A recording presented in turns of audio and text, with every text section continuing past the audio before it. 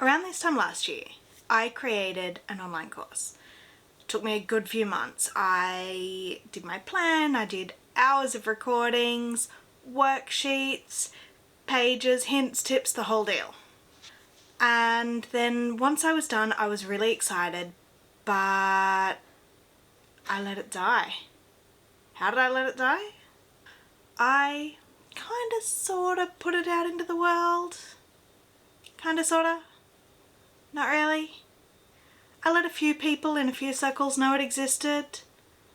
Half of me wanted people to buy it. Another half of me was sitting there going, who am I to teach? Yeah.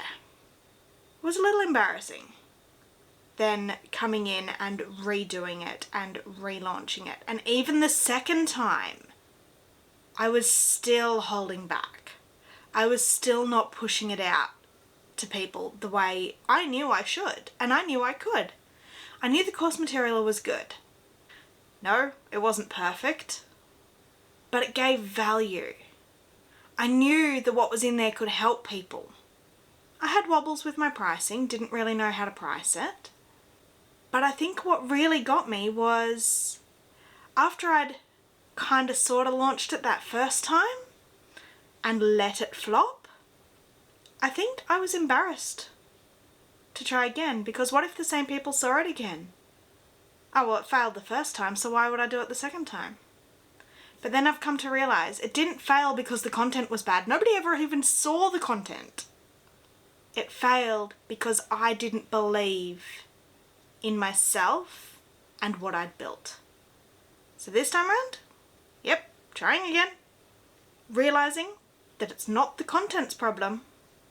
It's also not a problem of there aren't people out there that want to learn this stuff. The problem was simply me.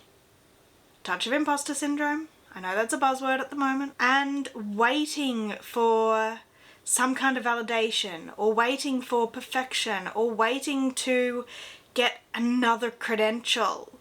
I would do certifications on certifications on certifications, different little mini courses, all sorts of things to try and make myself believe that I had the right to teach others.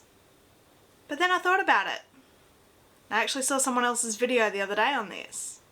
It's not the certificates on the wall that helps the person in front of you. It's the value that you add into what you do. It's the help you provide if things do go awry. It's those little touch points, those little magic moments along the way.